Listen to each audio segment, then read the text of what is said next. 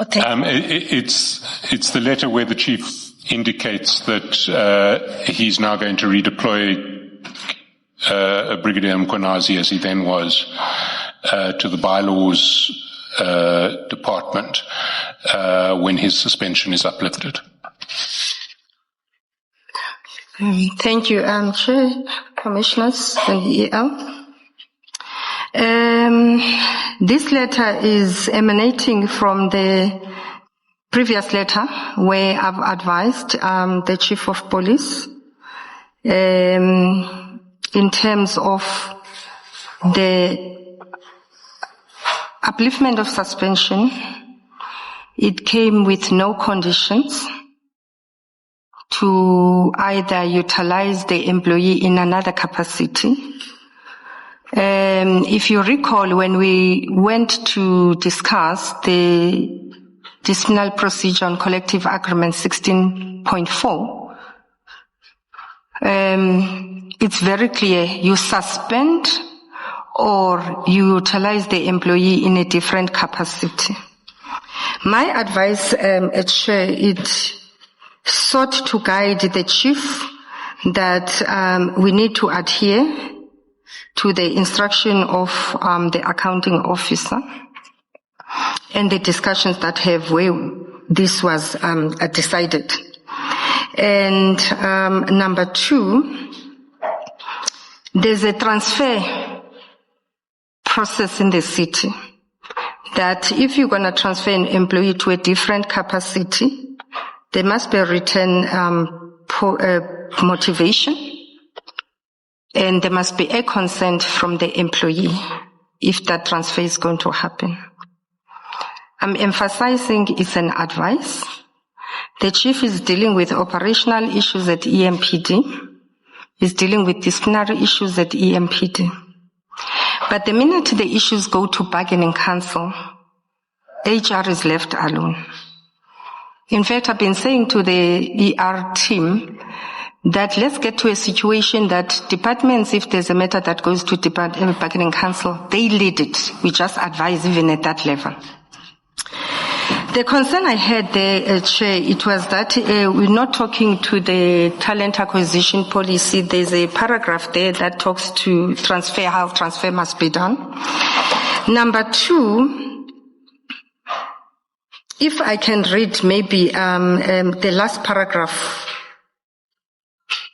on this letter where it says, due to generic scope of Brigadier's Director EMPD job description, it does not have any impact on the work or performance that is required from any senior manager.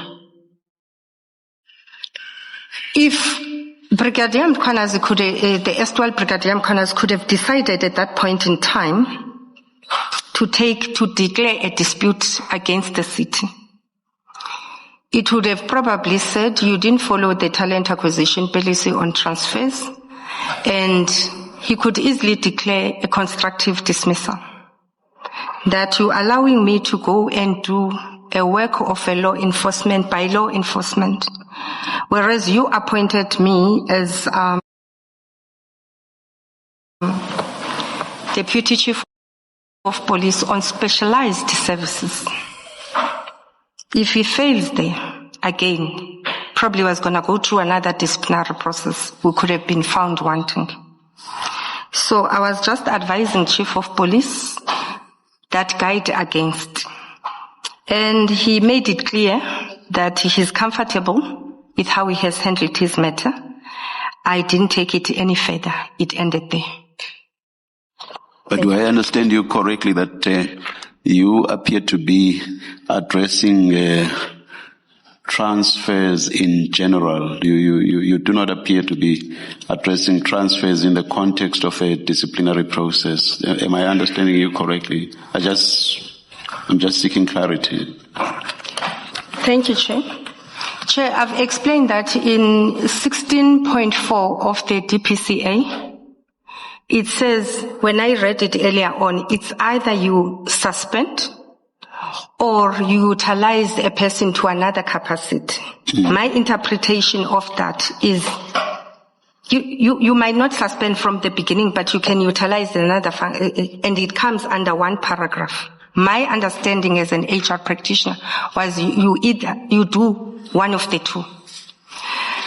When you uplift that, then you go back to a substantive position. It's either you are sitting at home or you are referred to another department. So I'm clubbing that as part of the suspension.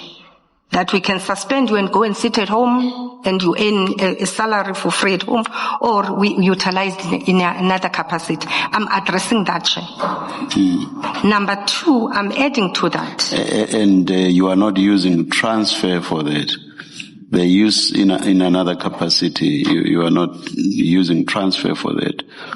Or would you still use transfer as well? Chair, you can use transfer if you want to. But all I'm saying, remember, even if it's a suspension, we give you let's forget about the suspension. Just focus on use in another capacity or transfer to some other position. In those incidents as well, Chair, you must get a written motivation and there must be consent.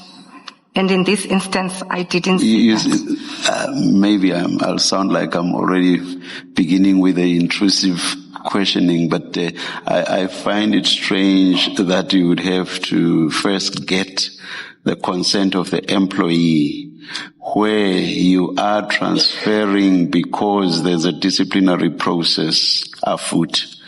That's where I have a difficulty. Anyway, please proceed, Mr. Gxasheka. Can I just clarify that the letter that you're referring to, your 15 June letter, is the letter at page 178 of the Mapie annexure bundle. It's JM30. Is that the letter you were referring to? That's correct. Thank you. So do you now responded to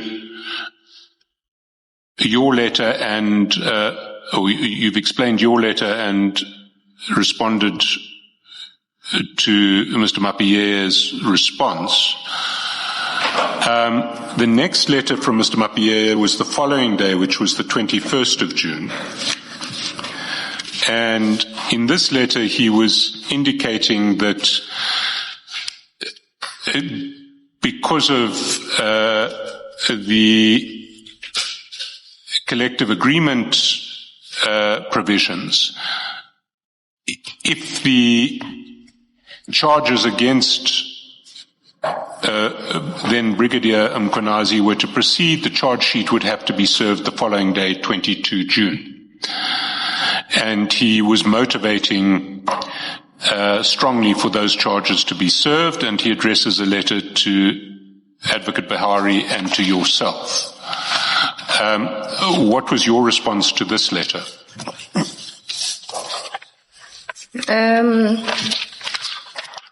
Before I could respond to this letter, Chair, there's other events that happened. But before I talk to those events, I would like to, Chair, to refer the Commission to the statement of Chief of Police on paragraph 102. I would like to read. Sorry, paragraph 102. After I've read the statement of Chief of Police, I would like to refer to you, Chair, and read the paragraphs 69 and 70 of Mr. EkurhuleniLinda's statement.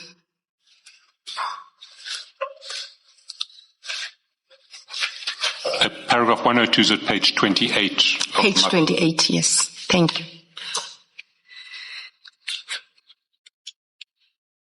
On the 21st June 2023, following discussions initiated by Ms. Gxasheka and Advocate Bihari, HOD Legal, I was pressurized to hand over the docket relating to Brigadier Mkhwanazi to Advocate Bihari. This I did as per Memorandum of Advocate Bihari, dated 21st June 2023. Thank you.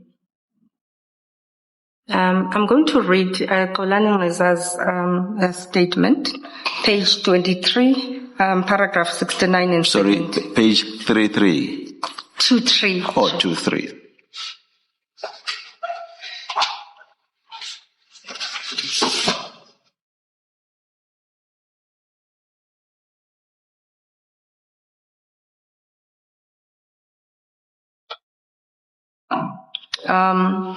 On the 21st June 2023, Chief Mapieya updated me about his interaction with Dr. Mashazi and Advocate Bihari, who has advised that there was no case against Brigadier Mkhwanazi.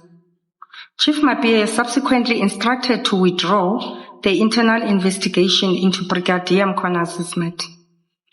I was informed on the 22nd June 2023, Chief of Mapieya withdrew the internal investigation. I was of the view that this letter has no force of law. Chief Mapieya couldn't withdraw an internal investigation that was already completed and had been the basis for disciplinary proceedings. The ship had sailed. The internal investigation was at the stage already completed and my young attorneys have already been briefed, and I was of the view the disciplinary proceedings must continue, and the Chief of Police was factus official. If I can go back now to the letter of Chief of Before Police. you go, sorry to do this to you. I had hoped that you would read 103 of Mapieya, unless you're still coming back to it. Because that's where he says the pressure happened. I would gladly do that. 103. Yes. Yes. I was also instructed to withdraw charges against Mr. Brigadier Mkhwanazi. I addressed a letter Brigadier Mkhwanazi advising that I had taken a decision to withdraw the internal investigation processes and redeploy him to substantive position. The effect of this letter was not to withdraw the disciplinary process. In fact, it was deliberately meaningless, as it purported to withdraw an internal investigation which at the time had been completed and the basis which charges had been formulated. This I did in a bid to stop the consistent harassment I was facing from the city manager and the two HODs. In fact, therefore, the disciplinary procedure has been withdrawn and attached. I think then we're talking to JM 33. So I was going to come to this, Commissioner. I was going to come to it.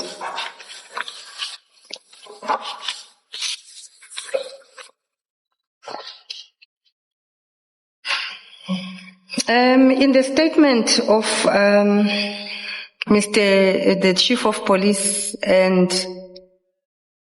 EkurhuleniLinda, they are contradicting itself when it comes to this matter. Chief says he had an engagement with HOD, HR and legal.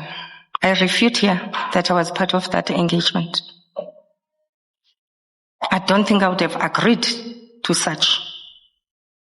Hence, later on, I requested that let's have a forensic investigation done into this whole mess.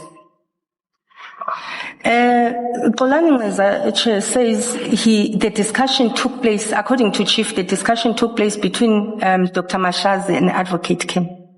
I'm not going to exonerate myself in this mess. Hence, I continuously, the latest before my suspension last year, and said, let's get to the bottom of this. But if somebody is listening carefully, there has been continuously discussions that are taking place outside myself. Let alone that when I engage the city manager, sometimes I find that legally she's been well briefed. But we'll have our discussions and debates on the issues. It's a very confusing situation between these two statements, but I'm reiterating, I don't think I would have agreed to this if we engaged on it. There were discussions that were taking place between Chief of Police and legal without me taking place. The file I've kept on asking for a file desperately as late as 2025. If we had the file, I mean, they are talking about the copy, where he says, by the way, in that discussion, if you read paragraph 2 of his letter, he says, as discussed earlier today, I wasn't part of that discussion, but he says I was. Or I'm just copied, I don't know. You're not copied. You're an addressee together with Advocate Behari and Mr. Erasmus. Thank you, Sean. He says, as discussed earlier on and agreed upon, there's agreements that took place, and I want to reiterate here, I wouldn't agree to such. Did you respond to this letter? I've never received the letter. I don't know the letter. You don't remember receiving it? No.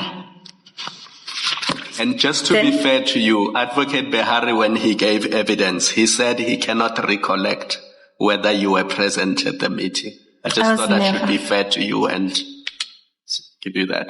I was never. To my surprise, then the chief writes the letter of the... Can I move EL?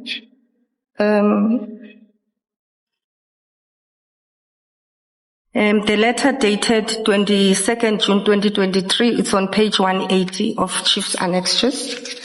That's where Chief, we are here now because of this letter, where he withdrew this process. Again, Chair, Linda Gxasheka is not mentioned here. Hence I'm saying, maybe I should give a statement, what is good for the geese is good for the gander. When it suits them, they include me on matters. When it suits them, they want to exclude me. Maybe there's a reason they excluded me here, because I would have challenged this. I think I'll stop there for now. I haven't read the letter of the 22nd June 2023, but maybe I should read it to the Commission. The heading is addressed to Julius Mkhwanazi, Director Specialized Services, Mr. G. Mzolo, Deputy Chief of Police, and Dr. Mashazi, City Manager from IJ Mapia, Chief of Police. 22nd June 2023, as stated, disciplinary matter is the subject. J. Mkhwanazi. On the 2nd February 2023, allegations of a very serious misconduct were received from the media query from News 24 journalist Mr. Jeff Wicks, which implicated yourself and which subsequently investigated by Internal Affairs Section EMPD. To date, the matter has not been concluded. I, as the Municipal Police Commissioner, he makes a demand there. Take this decision to withdraw this internal investigation process under the case number 0302-2023 and herewith redeploy you back to a substantive position, Director Specialized Service, as from 26 June 2023. Hope you find this in order.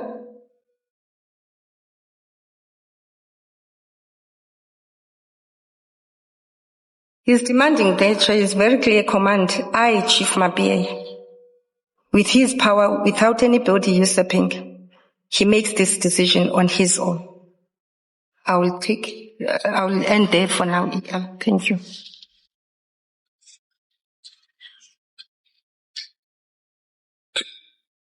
You've addressed most of the issues in relation to the disciplinary proceedings against Brigadier Mkhwanazi.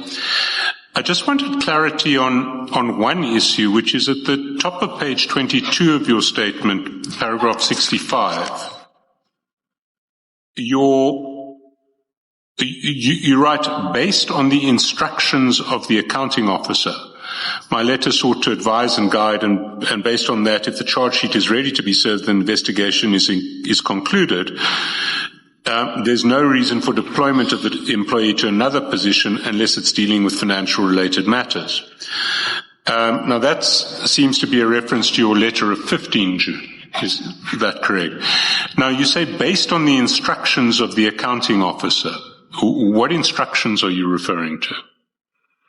If you read my letter, I think the first paragraph, it says it came to my attention, first paragraph but second sentence, that it came to my attention that Mr. Mkhwanazi has been deployed somewhere else. So I was referring to the discussion I had with the accounting officer. And as I said, that we normally have the legal debates with her. And in this instance, obviously, the issue of the transfer we discussed with the Commission were raised versus utilization of capacity. Thank you. So it's still not entirely clear to me. What were the instructions that Dr. Mashazi gave you? What are you referring to? The debate that was continuing throughout when we deal with LR matters, but even in recruitment and so forth, but specifically in LR matters, is you have to take ownership of LR matters. You must have answers all the time. And when things are happening outside my space, I'll be reprimanded. So again, the moving of Deputy Chief of Police Brigadier Mkhwanazi to another division, it was done by Chief. So the debate and the engagement we have is, why did I allow that to happen? So were you given an instruction? I must attend to it. You must attend to it. You must put this right. Yes. I just clarify. So the instruction from Dr. Mashazi was stop this redeployment. Is that what you're saying? Yes, address it.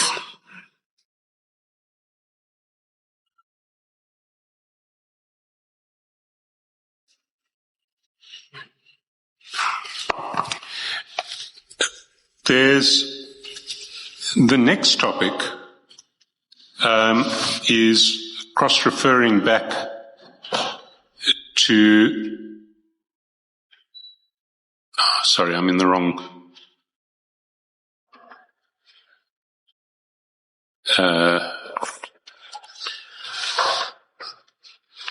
I'm in the wrong file at the moment.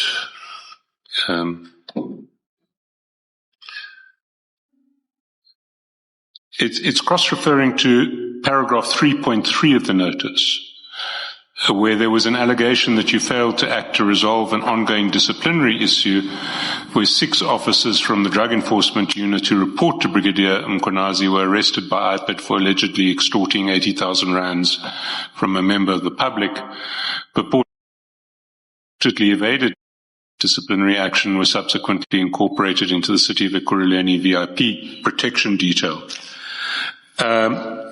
You addressed this from paragraph 67. Do you want to give the Commission your response?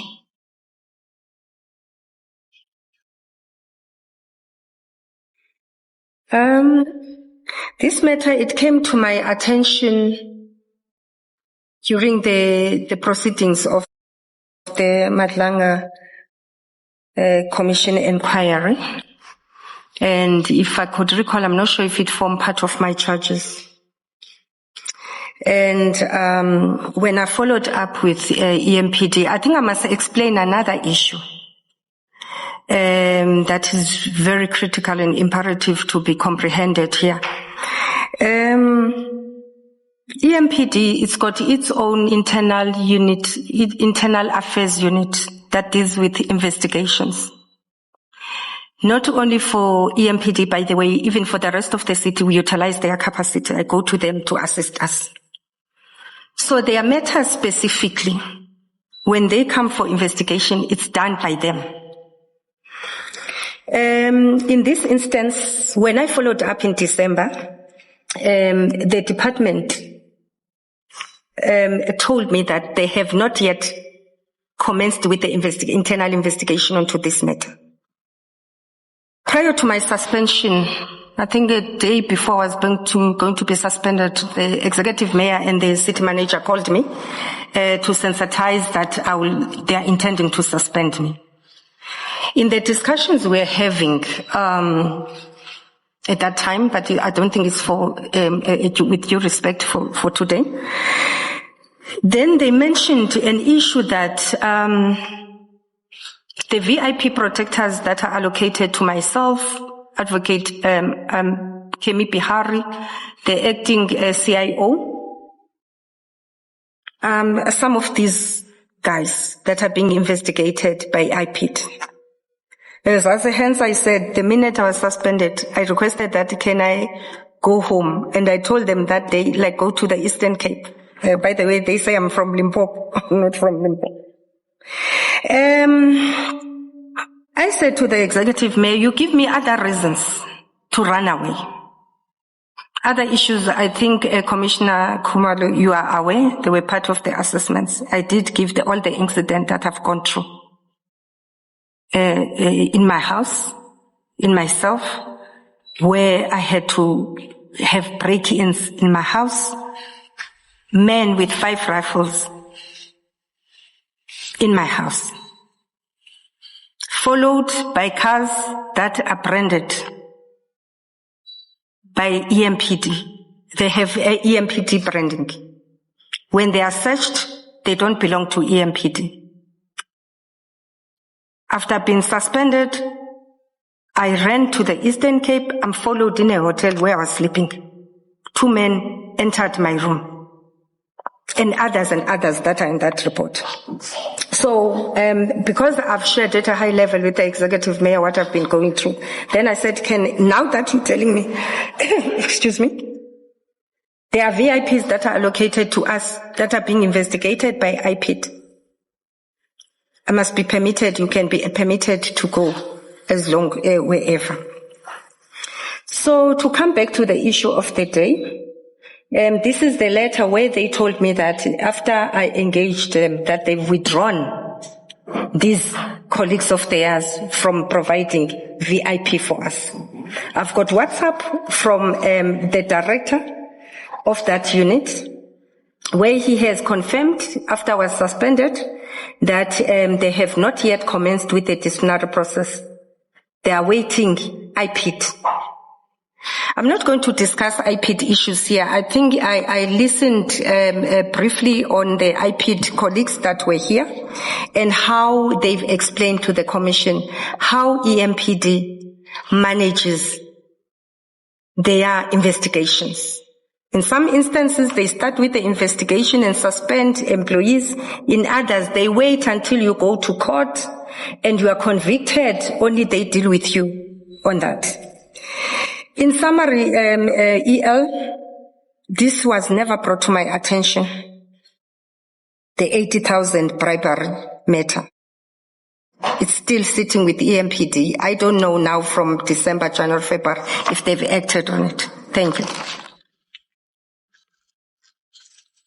So, just to clarify that your evidence is that you played no role in this matter whatsoever, that the investigation never left EMPD.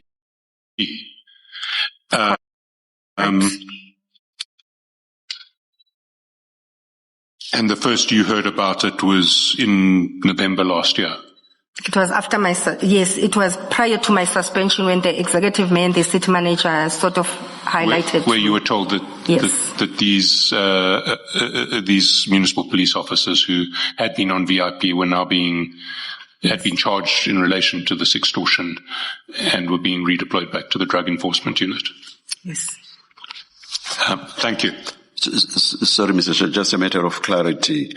Third line of paragraph 67, you say, I'm still awaiting finalization of the investigation in this matter, since there are no names provided. Are you referring to the names of the alleged extortionists, or whose names are you referring to? Yes, yes. Okay. And what's the import of the part that says, since there are no names provided? What are you seeking to convey there? At the time I was referring to the implications from here. It just talked to the 80,000, but then from the memo of EMPD, I wouldn't know, Chair, if it's only those 3 that are, excuse me, they are mentioned on the memo. It could be more or less. I think that's what I wanted to emphasize on. All right. Thank you. Thank you, Mr. Gxasheka. Thank you, Chair. We're now going to go to a number of topics where I, for one, don't need any amplification of your statement, because I think the statement explains certainly satisfactorily to me. But if there is something that you nonetheless want to say, you must do so. The first topic is the topic that you address from paragraph 70 to 81 about restructuring of the city's disciplinary and grievance procedure. Again, there's nothing that I propose to canvass with you tomorrow in this regard. I'm happy, unless there's something in particular that you want to raise there, I am just happy to move on from that part of your statement. Okay. Thank you. You don't want to say anything on it? There's one thing I can highlight here through you. There's one thing I can highlight that I think there's a misperception that has been created to you and the public, that the changing of disciplinary procedure has been an ongoing matter. The reason I mentioned my predecessor, I won't mention her name here, in 2017-18 when she arrived, the issue of legal costs started there. The panel that used to be solely for HR, it was stopped. The whole procurement process and panel management of legal external lawyers, it was then done through a legal department. Even the budget, it was moved from HR to legal. So what I wanted to emphasize there, we have been in the city continuously changing delegations and disciplinary procedures as we feel it fit and deemed to do so. Thank you. It fit and deemed to do so. Thank you. Thank you. Yes, Mr. Shasta. Mr. Skalson, I think the only issue we needed to clarify, and Chair raised it with Advocate Behari, was who is the drafter of LLG 22? Because it appears to be a legal document or something close to being a legal document. And it was not clear who the drafter was, because we were in agreement that it was not Dr. Mashazi. And Advocate Behari said it was not him. So can you just clarify who drafted this document? The drafting of that particular annexure, it was myself, Chair. But if we were to check on page 100, the one that was drafted by my predecessor as well. So there's a standard way of doing it. Thank you so much.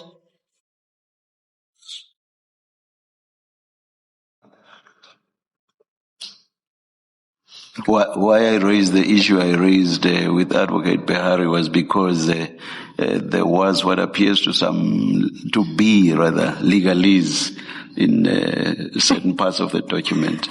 Okay, thank you, sir. Thank you. But who says HR specialists can't draft legalese? Thank you. We try. The next topic is the labour relations processes regarding the dismissal of Mr. Ntliza, and that's addressed from paragraph 82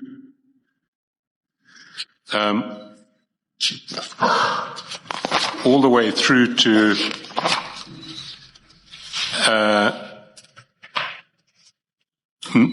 92.15, and then the issue of service of notices at Mr. Ntliza's home is addressed from paragraphs 93 to 97, and then there's a further paragraph on the broad topic relating to Mr. Ntliza's qualifications at paragraph 98. Again, I don't propose to ask you any questions about this tomorrow. I don't need you to amplify anything in there. I'm not saying that Mr. Ntliza was definitely guilty, but I am saying that I certainly cannot criticize the institution of disciplinary proceedings in the light of the facts that appear to be common cause in that regard. I don't know if there's anything that you would want to amplify in that regard, or whether we can move forward. I'm not sure if the issues of the cars that went to his house is part of this, but the first thing that I want to focus on, Chair, when you go to annexures of Mr. Ngeza, his CV that he brought here, he changed it when it comes to advanced labor law from NQF level 7 to NQF level 8. I know that is in your statement. I don't want us to get into that detail unless you have a reason to, in part, because the dates of the qualifications are different, and it is at least possible, I don't know that it is correct, that Mr. Ntlisa might have had the NQF7 qualification at the time that he first applied for employment at the city, and at a later stage may have upgraded it to an NQF8 qualification. But I don't want us to spend time on what is essentially a labour dispute between the city and Mr. Ntlisa, and that will be ventilated or is capable of being ventilated fully in the labour courts if that's where it's going. I've said earlier on, through you, Chair, as I'm testifying here, I'm being persecuted by the city of Ekurhuleni. And Mr. Ngxasheka spent a lot of time on this matter. I'm perceived as a very cruel person. I won't speak too much on it. The matter of Ngxasheka, from what I heard now, is in an arbitration de novo process, because the commissioner who was dealing with the matter passed on in December. I also heard that the city might intend to reinstate or settle Mr. Ngxasheka. And majority of the changes that the city has done on the matters that I'm implicated here are based on the testimonies that were made here. The challenge of how Mr. Ngxasheka's matter is managed is going to change the culture of Ekurhuleni forever.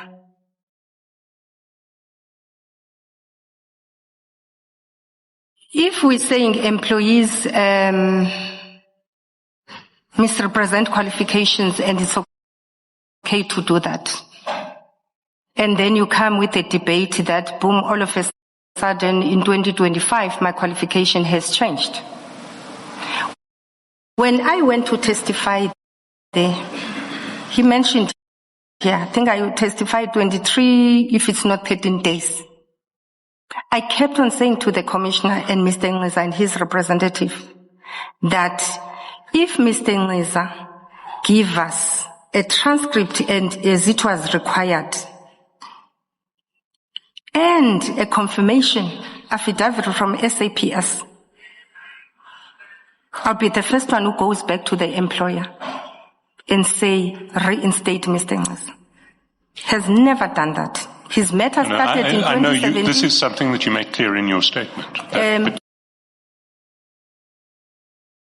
2017, he started with this. Matter started in 2017. When my predecessor arrived there, Ekurhuleni, we were about to declare, the dispute was declared, we were about to defend it. They've decided with Mr. Ngxasheka to settle. The employee that was settled, he was an internal employee who declared the dispute. The second time when he asked for his salary review, I know we're going to come to my salary review. I asked him, Mr. Sono, why are you doing this?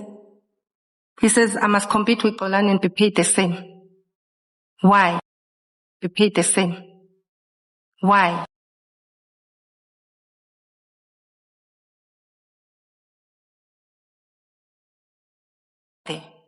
The UNISA issue, everybody is got an LQF level 7, those who went to that course, Ekurhuleni, credits 24. But in the one, conveniently, after he has been dismissed, they are changing from NQF level 7 to NQF level 8 with credits 48. All I needed to be known is that we're standing by the DC and the outcomes thereof until Mr. Ngeza bring the transcript. But it's not my role anymore because I'm outside. But I'm standing with that. If I was in the city, I was still going to say that, can he provide a transcript? I said there when I was testifying, I went to UNISA to look for my transcript. One day, I arrived. The next topic is the disciplinary action against Mr. Spies. Again, I have just one question here. I understand what the allegations against Mr. Spies are, that there was a contract that had been extended for a period of 3 months, and that the allegation is that he was aware of that the extension terminated after 3 months, and yet he allowed the contractor to remain in place beyond the 3 months.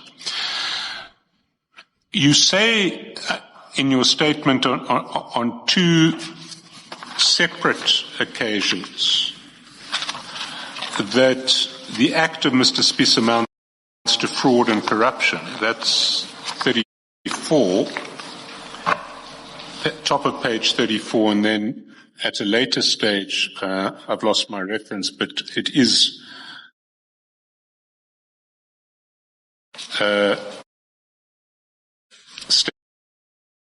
stated again.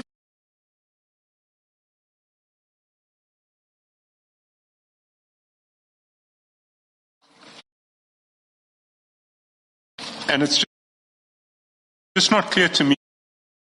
I can understand why this may be misconduct, the allegations, if they're true, but I don't see fraud and corruption, and I'm not sure if there's anything that you want to say in that regard. Thank you, Chair. I'll be very quick. I just need to offer a clarity. I think paragraph 1699 to 104, it's talking to 2 issues. It's talking to I'll call it an evergreen, but it's not necessarily an evergreen contract because it's a contract that started around 2014. And it kept on going on and going on and going on. I won't dwell on that. I'm sure you don't want me to dwell on that because we need to save time. I get that. Paragraph 100, Chair, it talks to issues of his resignation, where he claimed that he has retired, whereas we all know he came and said here, I think he might have worn a uniform that he went and worked for Tswan. And the issue that I was raising there is when you are retiring in the city of Ekurhuleni, take early retirement, there's benefits you receive. He is receiving about 5,000 every month, 5.7 from Ekurhuleni, but he's also receiving the same benefits at Tswan. And in his letter of resignation, he said he's taking early retirement. He wants to go and spend time with his children. But then in his statement, he goes further and creates a misperception here that he was ill-treated. He left because Ekurhuleni didn't treat him very nicely, but voluntarily in his letter of early retirement, he says he wants to go and spend time with his family. But Chair, as I say, I think that's all I wanted to clarify, really. I don't think I want to dwell on this. Thank you. Is there any prescript? Because your complaint seems to be the fact that he's now working for Tshwane Metro. Is there any prescript that says he can't? Is there an Ekurhuleni prescript that says so? Chair, that is retire and go work elsewhere. Yes. If he resigned and said, I'm resigning to go and work in another company, wouldn't be paying that 5.7 every month. In fact, for one medical aid, I think Bonita's where he is, we're paying about 1 million. So it's a new thing where now it's him and another employee who went to PRASA, where employees starting to say, I will look like I'm taking early retirement so that I benefit in this employer medical aid employer contribution. And it's something I was discussing with finance before I got to stay at home, that we need to revise that policy because it's becoming a problem.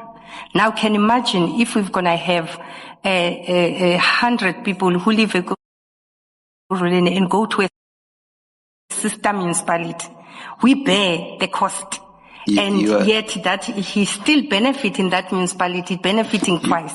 You are talking revision, and I asked you about an existing prescript.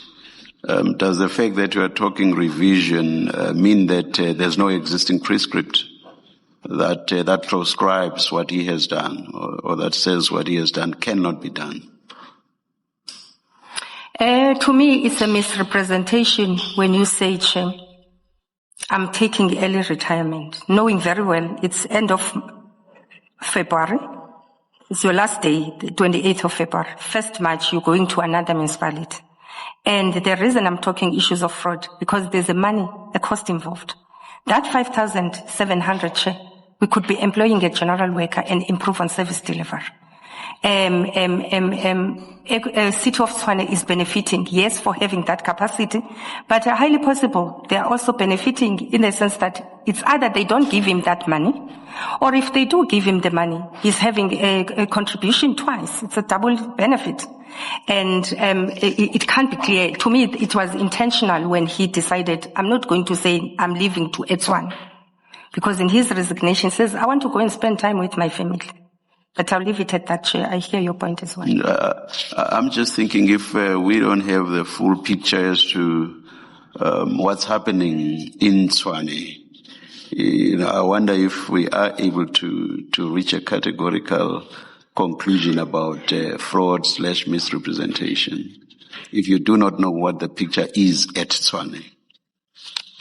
I don't know the picture. All I'm saying, Chair, is he could have said, I'm resigning, I'm going to Tshwane, we'll have a different discussion. So I feel there is a misrepresentation. But if he's entitled to retire, I'm sorry, Mr. Shaskalson, to sound intrusive already, but if the prescripts allow him, both in terms of age and whatever else, to retire, why should he not retire?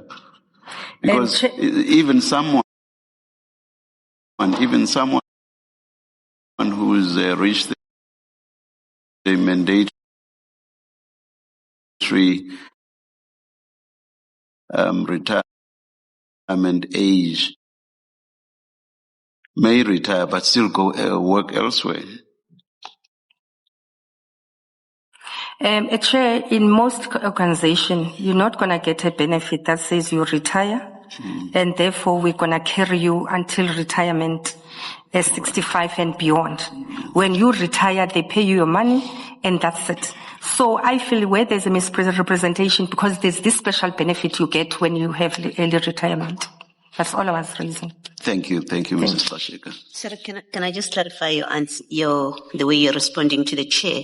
You haven't said to the Chair in answer, you haven't said there is a prescript that prevents him from doing this. Remember the Chair asked you that question, and you didn't say, yes, there's a prescript that prevents what he has done. So that must mean from your answer that there's nothing that prevents him. Prescript, as in you may feel it's wrong what he has done, it shouldn't happen, but there is nothing in writing, which is law, policy, regulation, that says he can't do this. Thank you, Chair. I've responded to that, Commissioner. I did say that it's a futuristic. Maybe I'm slow this afternoon. No, with me. No, you did not. I think I asked you that question more than once. You did not respond to it. Sorry. Can I ask it this way? The conditions of employment at Ekurhuleni municipality allow a 55-year-old to opt. So you have a choice. You can either resign or retire. And when you choose to retire, because it's an option, you are entitled to post-medical aid subsidy by the municipality. So he has exploited that rule to his benefit, and that's your grievance. So it is allowed, but you are saying in future you want to change it so that people don't exploit it to the disadvantage of the municipality. Yes. So where you say it's fraud and corruption, it's not because he's breaking any rule, any policy, any law, because it's quite a serious allegation to make. And the question about, is there a prescript that says he can't do what he did, is to try and get to where do you get that it is fraud and corruption. Now, am I correct that if there is no prescript that precludes him to have left when he did and to get the benefit from Ekurhuleni that he continues to enjoy and to be employed elsewhere, having left you the way that he did, if all of that is not precluded by any prescript, then it cannot be fraud and corruption. If there's no law or rule or policy that says he can't do it. Thank you, Chair. I'm not sure if he shared with you in his statement that he even amended the form. The form talks to retirement, resignations, the termination form, and others. He added with a red pen, early retirement. He himself. And I'm gonna reiterate. Can I just stop you? Because you're repeating yourself and you're not answering a direct question. If your answer is there is no prescript that says he cannot do this, and I think that you have conceded. If that is your answer, maybe let's leave it at that, because that's all I wanted to clarify. Thank you. Chair, I'm told here that I'm talking about hard words when I'm saying there's a corruption, and I'm trying to define how I got to those deductions. I get where you're going, that it might not translate to that, but I think it's very imperative that I explain my imperatives, and that's what I just sought to do. Thank you, Chair. Thank you, Mr. Chaskasi. Similarly, paragraph 107, you deal with the redeployment of Ms. Tepa, and you say it was handled by Mr. Behari. I, for one, don't propose to take this further. There is a very substantial part of your statement which, understandably, from paragraph 108 through to 116, it deals with the disciplinary action against Chief Mappier. And again, from my side, I don't need you to amplify anything there. I'm not suggesting that Mr. Mappier is necessarily guilty, but I certainly it's quite clear to me that an employer has a responsibility to institute disciplinary proceedings in the face of these allegations, and I certainly would have no criticism of you for being involved in that.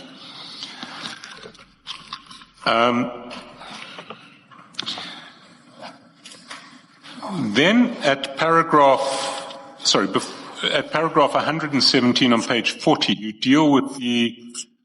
Or just before you continue, Mr. Chaskasi, Mrs. Gxasheka, and I'm sure my co-commissioners share this, do not want you to leave this commission with the impression that the evidence leader made light of the very serious allegations that are made here. One, we recognize the seriousness of the allegations, and two, we also recognize the need, as the chief evidence leader just said, for disciplinary proceedings to be instituted if it is found in terms of the the allegations, the available evidence, etc., that such proceedings should be instituted. So I thought I should just clarify that. Thank you. I'm comfortable, Chair. Thank you. Mr. Chairperson, maybe before you do that, still under this topic, Ms. Gxasheka, and I ask you this because it's but it's an issue that was raised with Dr. Mashazi as well. And at least speaking for myself, I think it is important. In paragraph 108.7, you refer to and attach a medical report of the psychologist of what you describe as the victim. I think this is the complainant in this case that you're discussing, right? Yes. Okay. Now, when Dr. Mashazi was testifying, the question was asked whether the complainant or the patient she had attached a similar report, if not the same report. And the question was asked how she got the report, whether the owner of the report, that is the complainant, had given permission for this document to be shared. And that's an important question because the records of the commission are public documents. They become public documents. And this kind of information is regulated by POPIA. You would know that as an HR person.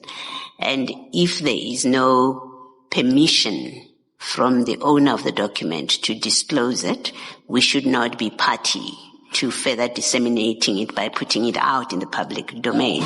So I would like to ask you the same question because depending on your answer, the commission then treats the document in a certain way. So I would like to ask you let me ask you the same question. This report, which is LLG 43, how did it come into your possession? Okay. It's quite a sensitive issue. I think I'm appreciating that we put it at a high level. Both for the complainant. Okay, maybe let me reformulate my question. Just to guide you. What I'm asking is, was this given to you in the course of your employment, when this complaint is laid? That's how you came into possession of this, as part of the records of the complaint, okay? Yes. You're nodding. Yes, it was emailed to me. Yes. If I recall, by her psychologist. Okay. If it wasn't the psychologist, was her lawyer. Okay. And I can confirm as well that I think we all agree, let's protect her. She would have even willing to come here, but it's really not worth for her and for Chief of Police. Yeah, I think my statement is clear. My questions are different. It is so that we know how to treat this document in the commission. So you've said you got it in the course of your employment, right? That's fine. Not for purposes of the commission, right? You agree? You nod your head. The record needs to reflect what your answer is. I have to substantiate my answer because it can be problematic if I don't. Okay. I'm going to reiterate. She was willing to come here. And I think we all agreeing. Let's protect her. When I went to present her item to Meral, I nearly shed a tear. And she needs to be protected. One thing I can assure you, every document that is here, she knows that it's here. We've been communicating. She encouraged it. But I really want to applaud the commission for saying, let's protect both of them. So you're saying you have permission from the owner of the report to share it with us? Yes. Here. Yes, Commission. She knows you're coming to the commission. She knows. And that you're going to disclose it to the commission. She knows. Okay, thank you. Thank you so much. But just to complete that, I had understood you to be saying you would like the commission not to make it public. It must not be in the websites or be shared with other people. Yes, I thought that's what the commission intends to do, and I said I'm applauding the commission for that. I highly appreciate that. Thank you. Thank you. Thank you, Mr. Chairperson. Thank you.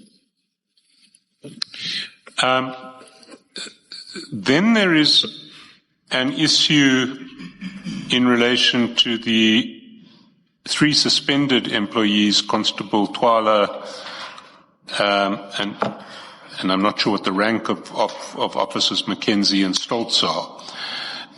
You addressed that at page 40, paragraph 117 to 122.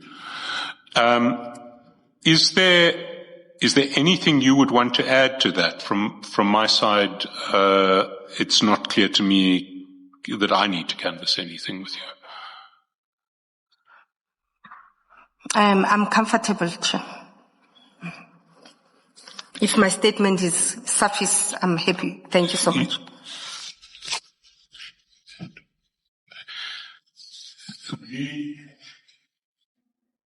The next topic relates to your remuneration package. And again, this is not a topic that this is not a topic that I need to canvass beyond what's in your statement. I know that there have been allegations that an increase to your salary was granted as a form of reward. I certainly don't intend to pursue them. I see what you say in relation to your remuneration package, and from my side, that is satisfactory for my purposes. I don't know if there's anything that you want to say in that regard. I'm praying for wisdom on this one. Because the latest is today I'm here. It's still on the public space, being persecuted for it. But because I think our document will be published, I'm praying at some point that the public can understand there was no fraud that was done here. There was no favor that was done for me an advocate came. In fact, when the matter went to mayoral for endorsement, the item went to Remuneration Committee and then it went to mayoral. Dr. Mashaz called me after mayoral and asked, how did all those MMC agree that this money be given to you? It's a salary review. I came to the city of Ekurhuleni quite senior, coming from city of Joburg. I have implemented so many achievements that I have not put here, hence the promotion that I got. I said earlier on when I was in Joburg, I had 3 to 4 promotions. That's how hard I work. The legislation is very clear how you determine remuneration. Between COGTA and SALGA, there's debates that are going on, and this money was duly approved by mayoral to us. I'm grateful, evidence leader, that you're providing guidance in terms of how we manage these things, because I was going to discuss the matter of Golan Ngeza, where when we looked at his document, he got R1 million that we don't know how he got it. But I'm not a controversial witness here. All I want is it must be understood a due process was followed. This process was approved by the by the mayoral committee. Thank you so much. Okay. Can I just clarify? I think, Ms. Gxasheka, just to understand the allegation here, the mayoral committee had a motivation and support from the city manager, and they see nothing wrong with it because on its face, it looks fine. It's within the bounds that are set by the law. But the allegation was when you and Advocate Behari applied for these positions because you got them in 2023, the salary was advertised, so you knew what the salary was. And a few months later, you then make a motivation that you should be topped up by some 600,000 rand. And the allegation is that the city manager supported that because that was her way of rewarding you for protecting her favorites. So I just wanted to give you that background and allow you to then respond freely to it. So it came in that context that yes, the prescripts allow that you can get to that point, but it would not otherwise have happened but for you and Behari supporting what the city manager was doing, and then she in return supported your motivation, and when it got to council, because they didn't see anything wrong with it, it was not illegal, they then endorsed it. Do you get the picture? I do get the picture. I want to add, Chair, to you that Mr. Ngqiza, who I was his senior from the beginning, by the time I was appointed to the HOD HR and he reported to me, if I can recall events, I think he was already on 2.2 million. And if you recall, when you go to the upper limits, minimum is 2,900,000. I'm no longer responsible for one division. I'm responsible for 5 divisions with all the hurdles and challenges I've articulated here today. Yet, there's a junior employee that must be what you call earn more than me. But it was never about Mr. Ngqiza. It was about the upper limits. And that needs to be clarified. And the motivation, it came from me and Advocate Kemi, and it was approved by the Remuneration Committee and the Mayoral Committee. And as I say, I don't think Dr. Mashas was too keen on it. It's just that because it's within the law, he allowed it to go. So there's no loyalty related here. It's based on our hard work and it's based on the upper limits of total remuneration package payable to the municipal manager and the managers directly reporting to the municipality, as you said, Chair. Thank you so much.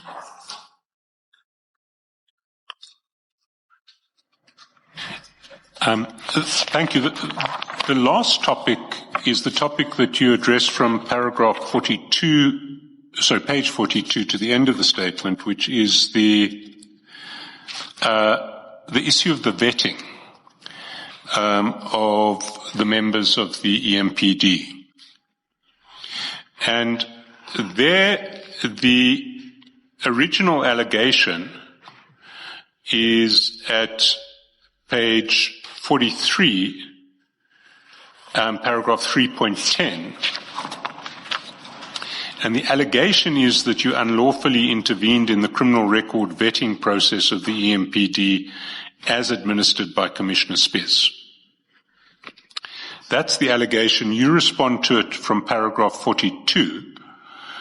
And maybe you could take the Commission through your response. But before you do that, there is an error in the cross-reference in your statement. So where you, in paragraph 131, you refer to Annexure LLG 51. That's Annexure it should be Annexure LLG 50. And the page reference is, I think it will be file 6 of 6, page 2042. If you can just check that, can you just check for me that I'm right on that the document that you're referring to is the document at page 2042 in the last file, file 6 of 6.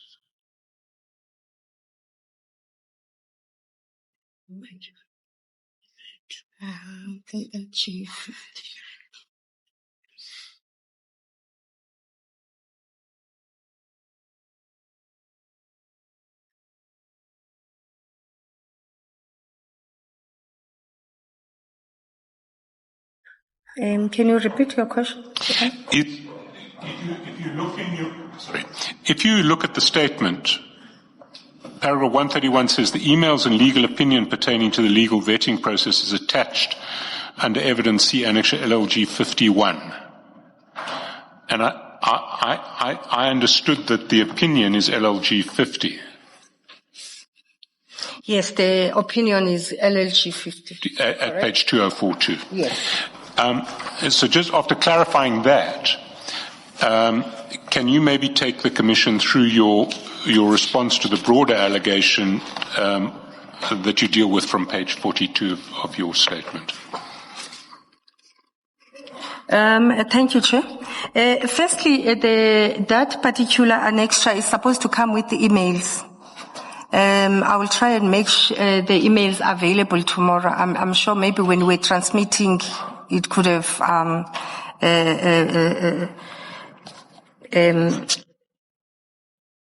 not find its expression into these files.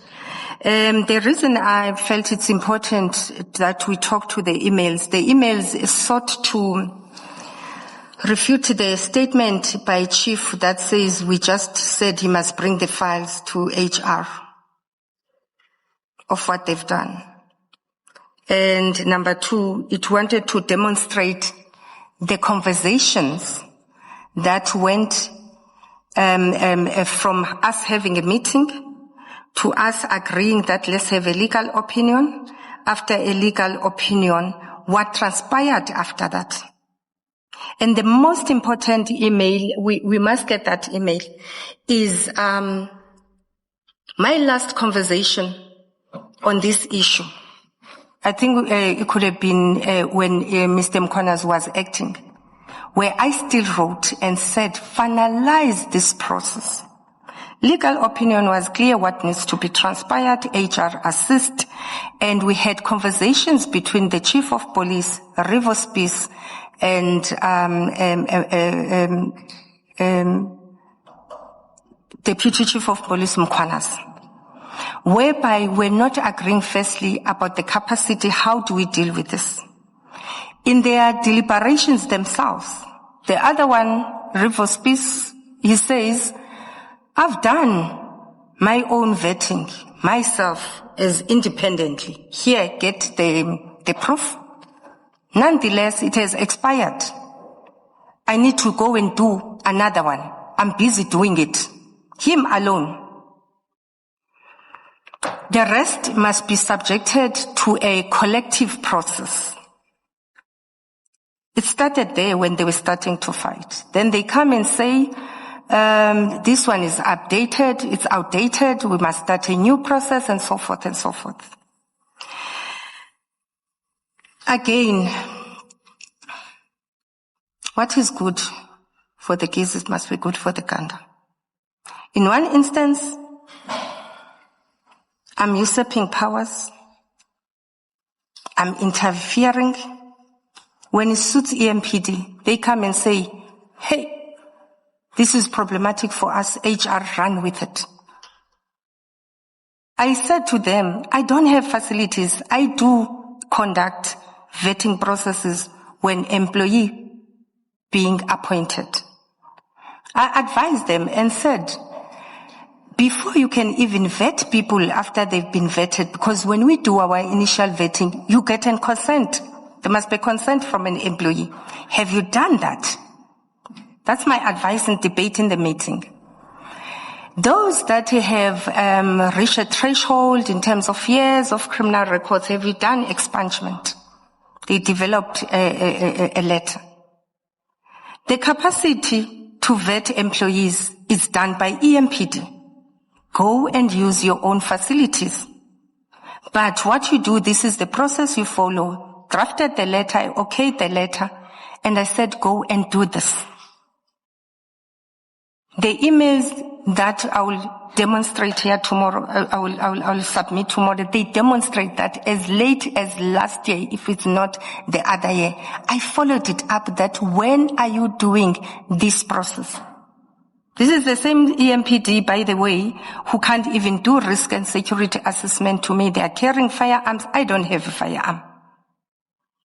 Not that I can't do it. I can suspend, I can do anything in terms of my job. But all I'm saying, let's be clear about roles. We share responsibilities. And when it suits you, you want HR to do your work. I guided them and said, I see the legal opinion, but I'm encouraging you, go and do this process. And the best way of doing it is this way. Lastly, we even discussed how Tshwane has done it. Tshwane followed exactly, they confirmed, Space confirmed in the meeting that HOD, you correct, Tshwane engaged the employees. There was a consent and this process was done. Expungement was done where it was important. I'm glad that now the leaders, male leaders who are running the city, I can do it even myself. I'm not scared of anything. I know that the process is underway. But tomorrow I must demonstrate that I did follow up and said, do this. Once you have concluded it, keep me and the city manager posted. Have they ever done it? No. Didn't I follow? I did. I'll produce that evidence tomorrow. Thank you so much. Can I ask that through your attorneys, you email us that email overnight, Yes. or that email chain, just so that we can work on it and we don't waste time tomorrow morning. Chair, that reaches the end of my process of taking Mrs. Gxasheka through her statement. There are a range of documents that we gave her legal team very late last night, in fact, after midnight, so early this morning. Can I ask that we stand down now so that this time can be used for her and her legal team to look at the documents they received at short notice, and that we will pick up tomorrow morning then and start the intrusive questioning tomorrow morning.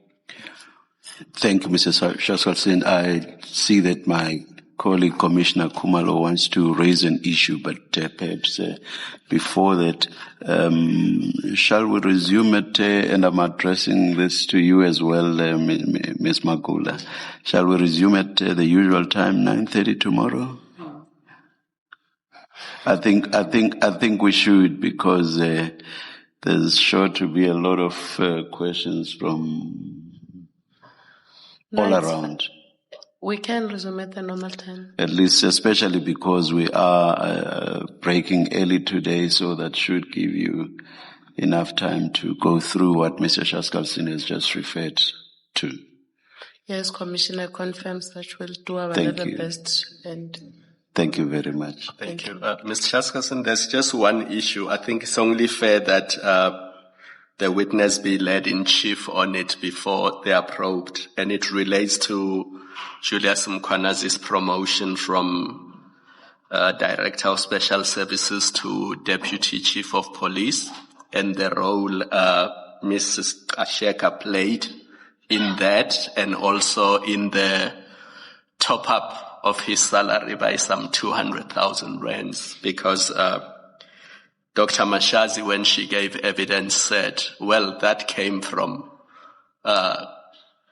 Mrs. Gxasheka, so you must ask Mrs. Gxasheka about that. So I'm not sure whether that should be dealt by way of this supplementary statement, or if it's something she can address now and then she gets probed on it tomorrow. I think, in fairness, that's a choice for her legal representatives rather than for me. If it's something that would be more convenient to address in a statement, in a supplementary statement overnight, and then we lead on it tomorrow morning, we can do that. But it's really, I think, their choice, not mine. it will be addressed in our supplementary statement. Thank you, Commissioner. Thank you. May I perhaps request the evidence leaders to assist in identifying the places where this is to be found in the record? And thank you. I know we will do that. I'm adding to I see plate. that you're looking firmly at Ms. Boy, I see for Ms. which I am Boy- grateful. I see Ms. Boy does not even want to look at me. She's looking down. Thank you very much. Let's adjourn and resume at 9:30 tomorrow morning.